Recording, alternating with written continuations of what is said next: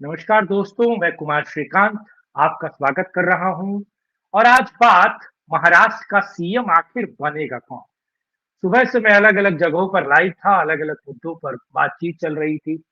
चीजें समझने की कोशिश की जा रही थी कि आखिर महाराष्ट्र के चुनाव के बाद जब बीजेपी तकरीबन 132 सीटें जीत कर लाई है और शिंदे की शिवसेना 55 सीटें और बात कही जा रही है तकरीबन 40 सीटें अजीत पवार, दादा अजीत पवार अगर जीत कर लाए हैं तो महाराष्ट्र का सीएम कौन बनेगा। महाराष्ट्र के सीएम के पीछे का दांवपेच मैं आज आपको बताने जा रहा हूं। और आज हम समझने की कोशिश करेंगे कि आखिर सबसे आगे नाम किसका चल रहा है और जीतने के बावजूद भी राजनीति किस कदर बढ़ रही है और महाराष्ट्र में क्या कुछ चल रहा है। लेकिन सबसे पहले आप लोगों से अनुरोध है कि वीडियो को अंत तक देखिए, लाइक शेयर, चैनल को सब्सक्राइब कीजिए।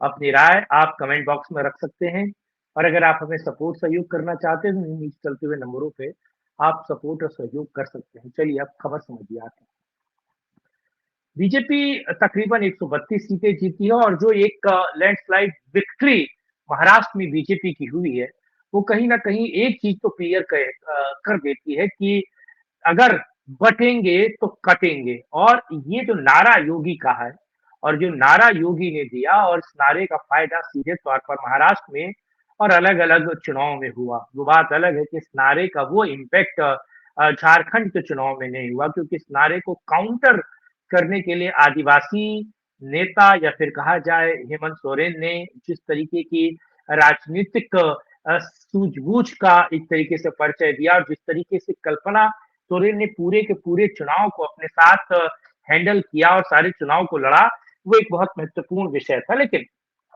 पटेंगे तो कटेंगे का नारा वाकई महाराष्ट्र में चला और आपने देखा कि आखिर देवेंद्र फडणवीस ने जब एक तरीके से रिजल्ट के बाद सभी का शुक्रिया अदा किया तो सीधे तौर पर तमाम लोगों के साथ साथ इस नारे की भी बात की और उन्होंने तमाम साधु संतों को भी धन्यवाद किया और तमाम उन लोगों का भी धन्यवाद किया जिन्होंने जीत की इस इबारत को लिखने के लिए बीजेपी का सहयोग किया। अब दूसरा सबसे महत्वपूर्ण बात कि आखिर सीएम की रेस में कौन है। सीएम की रेस में आपको पता है कि मात्र दो लोग हैं, एक खुद देवेंद्र फडणवीस और दूसरे अगर अलग तरीके से देखा जाए तो वो सिंधे साहब है और वर्तमान सीएम सिंधे ही हैं। सिंधे के हिस्से में तकरीबन 55 सीटें 54 सीटें हैं।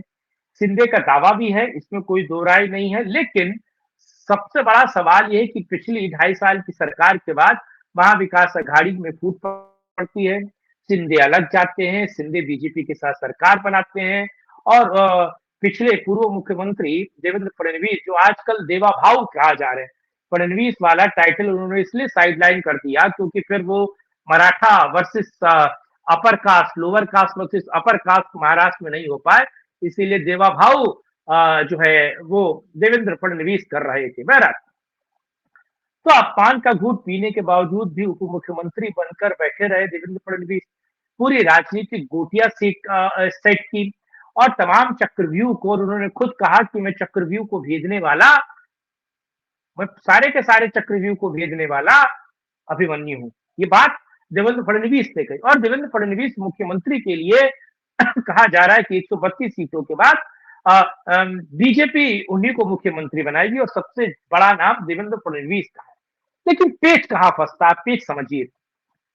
आपको पता है जब शिवसेना से पूछा गया, यानी कि शिंदे ग्रुप से पूछा गया, जब अजीत दादा पवार से पूछा गया या फिर आप समझिए देवेंद्र फडणवीस से पूछा गया, तो उन्होंने कहा कि पार्टी के सर्वोच्च नेता यानी कि बीजेपी के सर्वोच्च नेता, शिंदे ग्रुप के सर्वोच्च नेता और अजीत दादा पवार यानी कि एनसीपी के सर्वोच्च नेता बैठकर इस बात को डिसाइड करेंगे कि आखिर मुख्यमंत्री बनेगा कौन, किसके सर ताज सजेगा और ये जीत का सहरा या फिर कहा जाए कि मुख्यमंत्री की कुर्सी पर बैठेगा कौन।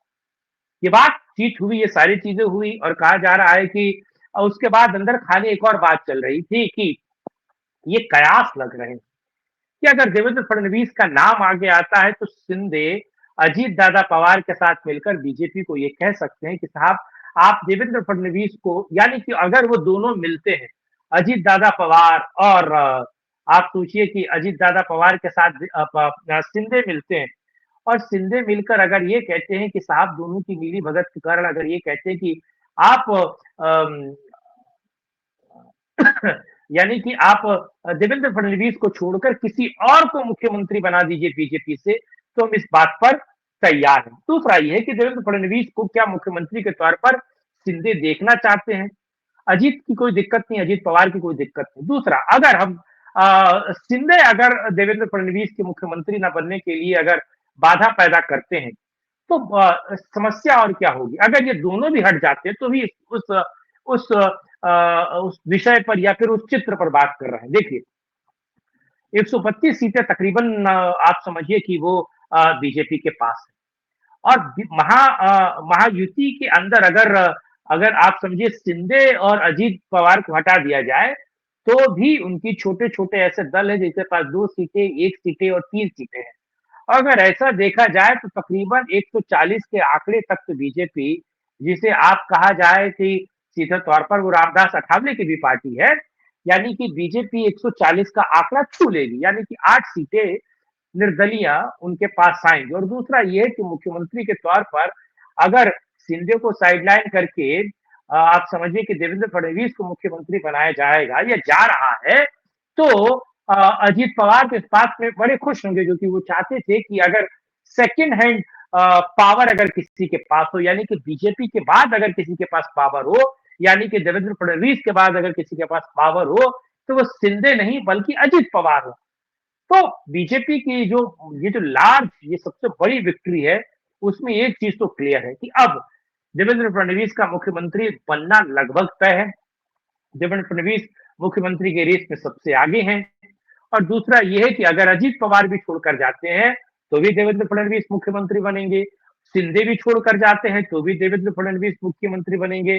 और ये दोनों अगर महायुति को छोड़कर चले जाते हैं और देवेंद्र फडणवीस से मुख्यमंत्री पद नहीं चाहते हैं, तो भी देवेंद्र फडणवीस मुख्यमंत्री बनेंगे, क्योंकि निर्दलियों का इतना समर्थन है।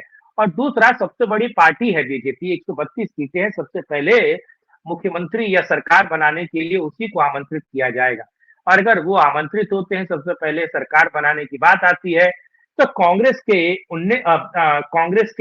तकरीबन 14, शिवसेना उद्धव के 19 और 10 सीटें के आसपास जो है वो शरद पवार की। तो क्या वो टूटने को लेकर तैयार नहीं होंगे? क्योंकि इससे बुरी और इससे हताश हार उनको मिली नहीं होगी। और मैं कहता हूं, अगर एक देखा जाए कि शिंदे, अजीत पवार, शरद पवार या फिर उद्धव एक साथ भी आ जाए, तो भी वो मुख्यमंत्री किसी को नहीं बना सकते, वो सत्ता में नहीं आ सकते, यानी कि वो शासन में आ ही नहीं सकते।